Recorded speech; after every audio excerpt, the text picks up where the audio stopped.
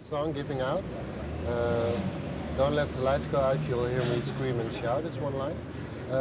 Where did the inspiration come from for this song? Because it's quite emotional and Yeah, I mean, that's also part of what the last question was too, because the lyrics are supposed to be personal, and then you're up there and you're speaking to all these people about it, you know, telling them what your message is, and for it to be someone else's message would seem like a way harder thing to push across, you know what I mean? But I guess if you just identify with the other person's message, because if you cover songs and really identify with the lyrics, you know, it's kind of the same thing. But I guess I just think of it as being something so close to home and personal. But it was, I wrote that song shortly after I broke my jaw. And I think it kind of came from that experience, you know, because I was in the water when it happened. how did it happen? Surfing Yeah. accident. Surfing accident. I haven't told anybody that actually. I've not told anybody, but I broke my jaw in 3 places. I was out in the middle of the water, so I guess it kind of has something to do with that. And can you give another example of where the lyrics come from? Like Ready to voices Go, coming the through, single, the first single off the record. It was actually about the first time me and Ted met Kaylie, because we drove up to San Francisco and we brought our van that we toured in the States, and we were all afraid. You know, San Francisco is really steep. The tramways. Exactly, and none of us wanted to back the car out. We were all scared, but Kaylie went and did it. And then the first lyric is, "You're the only one that drives my car," you know. So it's kind of ode to Kaylie's bravery. It's kind of a tribute to you. Yeah. It's a parallel parking. Yeah, it's parallel. On an incline. What I wondered also, your music is quite happy and upbeat, but on all the images and photos and album cover, and Yeah. you are quite shy or Yeah. not really Mysterious. dark but mysterious. Yeah. Yeah. Why this contrast? Why? We're extremely conscious about it because I think all of our favorite bands were really mysterious What are they? because the times they came from. I mean, like even Led Zeppelin, who you know, one of the biggest bands of all time, they're still mysterious. You know what I mean?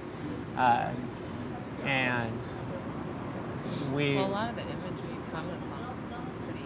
yeah, I think the music, like we have gigantic choruses and like it appears to be sunny and melodic, you know, but if you really listen to the lyrics, a lot of it's like about death, you know what I mean?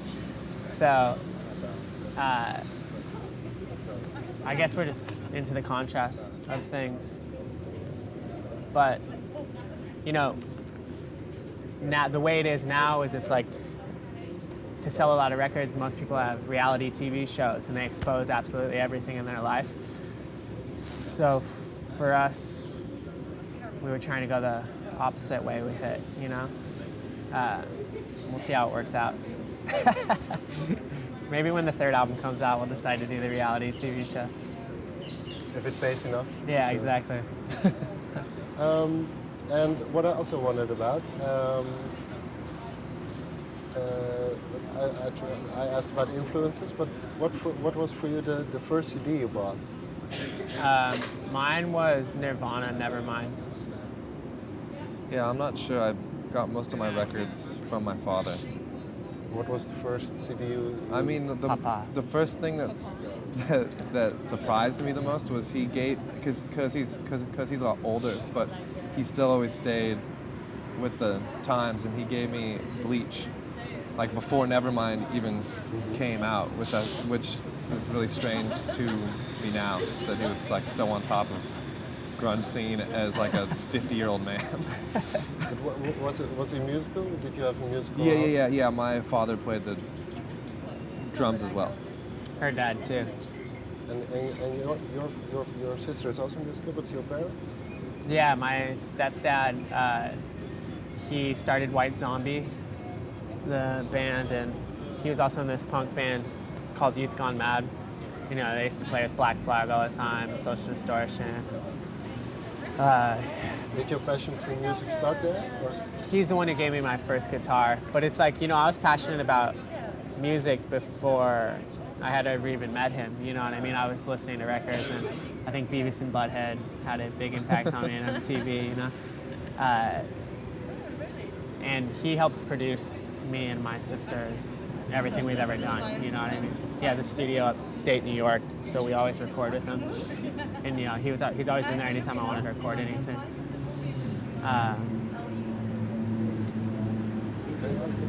Yeah. What is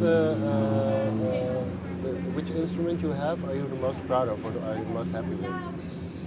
The what? What's an instrument you have? Instrument? Yeah. You gotta plug your sponsor right now. Yeah, my CNC drum set. Yeah. 3-ply maple, poplar maple. Why is that? Because it sounds really nice. And for you? Tell them about the company. What do you want to? What do you want to? I have a endorsement with a company called CNC. It's a drum company, and they're one of the only companies that makes drums like in the old style, you know. Okay. And they're really It's like a father and son. yeah. It's Bill and Jake Cardwell, and they're just serious craftsmen, and they actually make drums right. Do you have the same with your instruments? Do you really want the My, all the instruments I buy are pretty old and beat up. But I have a Gibson Les Paul 72, that's one of my favorites.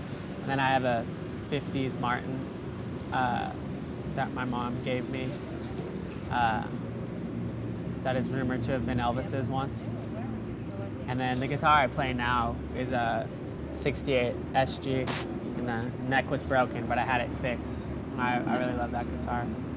Did it break while playing, or Huh? did it break while playing, or Yeah. what? No, I couldn't have. Wait, last night?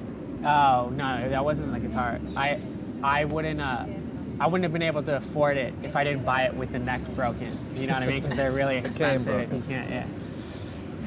And then I know what Kaylee's favorite is. You gotta speak up. I love my Q-Cord, Omnicord made by Suzuki. And when you're on tour, what is the strangest thing you bring along always? Yeah. Strangest. Ted brings shoe trees. Yeah, for my shoes, so He they, brings so like a they stay in polished kit. shape. Do you always want your shoes to look best? I just don't want them to stink either. And you? Strangest thing. Like a mascot, or A mascot? something that. A that- Disneyland flag, perhaps? No, I don't bring that on, sir. Yeah, but he did. We trying pack to pretty think. light these days. I know, I've been living I feel out like in the all I back really this bring big is Yeah. underwear, online. socks, and some pants. Basically everything I have on now.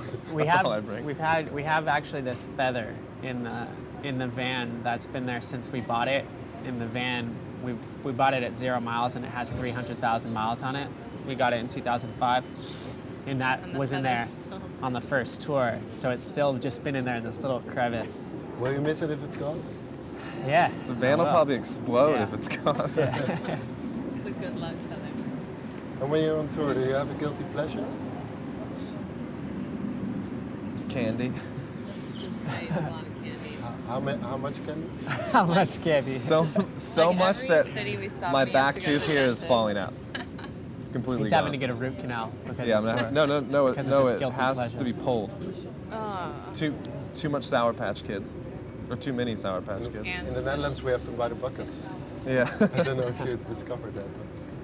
But. Do you have any guilty pleasure, like candy or? I'll take really long showers. Really long bathroom breaks. Yeah, really long bathroom breaks. It's like the only time you 30 get to to be 40 alone, minutes. really. So I really take advantage of it. And I guess just coffee. You know, that's like That's not a the good thing That's we a wake vice more so than Yeah. It's just okay. I guess we so is wake up candy. naturally. Candy's a vice as up. Yeah. Okay, well, So are long showers. well. No, really, you know what the real guilty pleasure is? First song on Gwen Stefani's first record. That's what Can we you sing a all little indulge in on it. Sing What- a little bit. What you waiting for? What you waiting for? You listen to it every day? Ho. What? That's You what listen we to it wake every up day? to, Take a and chance, you it's- stupid hoe. Yeah, take a chance, you stupid hoe. Yeah, I mean, at least once every 48 hours, you know, it keeps me going. Just keeps me alive. That's the thing in life. Gwen, yeah. Love Gwen, California girl. Yeah. Okay. Thank you. Thank you very much. Thanks for doing it.